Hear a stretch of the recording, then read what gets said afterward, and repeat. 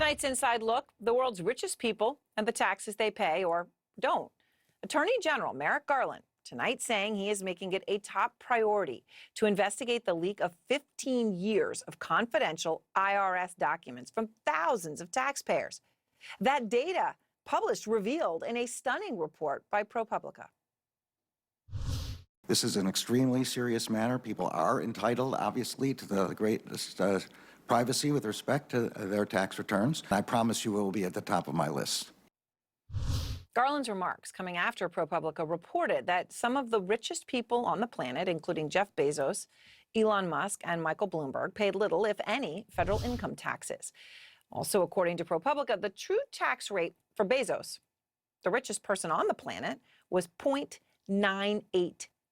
All right, they calculate that by comparing how much his wealth grew compared to how much he paid in income taxes. That's the calculation they used for this rate. That rate for Elon Musk, who is the second richest person on this planet, was 3.27%.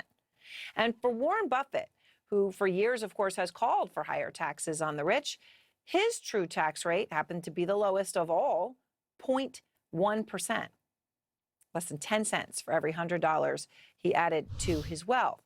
Out front now, Benjamin Applebaum. He is the lead business and economics writer for the New York Times editorial board, and Douglas Holtz-Eakin, former director of the CBO, the Congressional Budget Office. So, Doug, you say this never should have even been reported by ProPublica. I suppose now echoing the outrage we heard from the Attorney General Merrick Garland.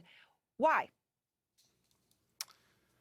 Revealing taxpayers' confidential information makes you liable for a 5-year prison term. So there are hundreds of years of prison terms on the bullseye here for whoever released those data. That says that our nation values the confidentiality of these documents and that we have placed a high premium on that. ProPublica, knowing that, went ahead and disclosed the numbers anyway. I think it was a mistake in judgment. Benya, you're all for the report. I mean, you've argued actually that everyone's income taxes should be public. What do you say to Doug's reasoning? Yeah, I mean, first off, we should be clear that ProPublica didn't do anything wrong. They're not the source of the leak themselves. They obtained the information and they published it, and that was a tremendous public service. We've learned a lot from this information. We've learned that the definition of income that the IRS uses is far too narrow because these billionaires are accumulating vast wealth that never gets taxed. And it's valuable to the American people to know that. And the idea that these records should be secret seems to me primarily to serve the interests of the wealthy and of the government that's been failing to collect taxes. So Doug, ProPublica admits there's a lot of questions about these IRS documents, you know, about the provenance, okay? So let's just talk about this. They say, quote, "We do not know the identity of our source. We did not solicit the information they sent us. The source says they were motivated by our previous coverage of issues surrounding the IRS and tax enforcement, but we do not know for certain that this is true. We have considered the possibility that information we have received could have come from a state actor hostile to American interests." So, Doug, how important is the source? I mean, they're being very open here. It could have come from China or Russia or somebody hostile, right?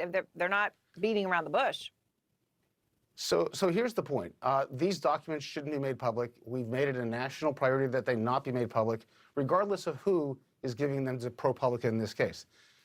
Benjamin made a very important point that, you know, if we learned a whole lot about something, then that would be a tough call. But we didn't learn anything from this. Did we learn that billionaires were falsifying their documents? No. These are legally filed, legal tax compliance. Okay, did we learn anything about the tax code from that? No, we knew that interest was deductible. We knew that charitable donations were deductible. We knew that capital gains were not taxed until realized, and when realized, taxed at a lower rate.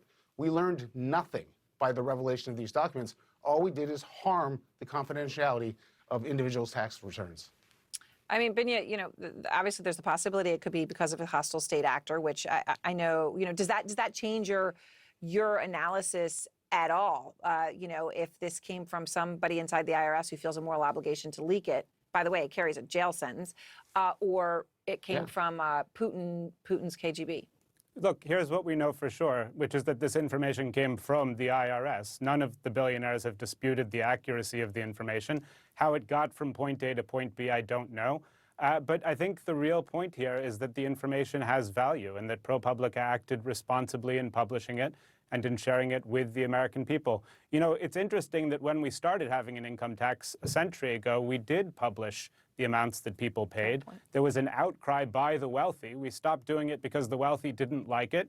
And maybe the reason the wealthy don't like it is because it casts a spotlight on a kind of behavior that I think a lot of Americans will not be happy about. I mean, Doug, you know, to that point, and they said, you know, I was talking to Jesse Eisenberg, who did a lot of the reporting on this. They're going to be doing stories all year from the data that they got. But one point that he made very loud and clear is the point you're making, that everything in here is legal. But somehow when you actually see the numbers and you can explain to people with explicit examples, it might, you know, raises awareness of, should we consider something different? Should we have a different policy conversation? Is there not any value to it from that perspective? So, as I said before, all of this was knowable, and these are well-known techniques. If people are outraged, and people will be, I promise you, they should not be looking at Jeff Bezos or Warren Buffett. They should be looking at Capitol Hill in the White House, where these tax laws are made and where the decision to make them confidential was enforced. That's the place we want to make change. If you don't like the way it is right now, I hear Benjamin, I mean, he doesn't like it this way.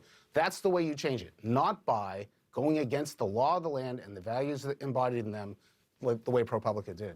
Yeah, Benny, let me just ask you a question, though. It's kind of interesting when you think about this, right? Years of trying to get Donald Trump's taxes, and they never came out. And yet now all of a sudden, they have at least 14,000 Americans' tax returns, including the top, the wealthiest people. I mean, it is bizarre, isn't it? It's an amazing thing. It's an amazing trove of data. And I think it really underscores that sometimes the real scandal is precisely what's legal. And I agree with Doug that the attention here should be focused on tax policy. But the reality is that for many people, what makes these abstract debates tangible are specific examples. And I think there's tremendous value in being able to parse the details of individual lives, individual taxpayers, in order to see the magnitude of what has gone wrong in the system. All right. Thank you both so very